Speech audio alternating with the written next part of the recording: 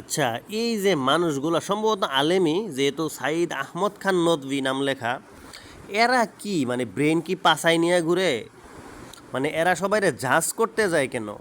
এই যে আবি আত্মা যুবকরা, মনে রেখো, কলেজ থেকে উঠে আসা দিনদার নারীদের চেয়ে মাদ্রাসার দিনদার মেয়েরা হাজার গুণে ভালো।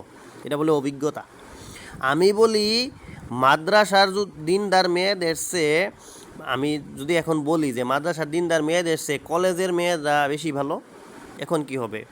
এইটা কোনোভাবেই ডিফারেন্সিয়েট করার বিষয় না। কোনো ক্ষেত্রে মাদ্রাসার মেয়েরা ভালো, কোনো ক্ষেত্রে জেনারেল মেয়েরা ভালো। জেনারেল মেয়েরা তুলনামূলকভাবে হিসাবে ভালো হওয়ার কথা।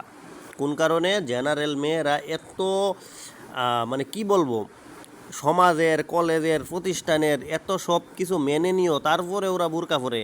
কলেজে বুরকা পড়তে না করে, ভার্সিটিতে বুরকা পড়তে না করে, ওরা তারপরেও বুরকা করে, পর্দা পড়তে না করে, হিজাব পড়তে না করে। ঠিক আছে, ওদের কত ঝামেলা, ছেলেরা ডিস্টার্ব করে, কত কিছু মেনটেন করে ওরা পড়াশোনা করে।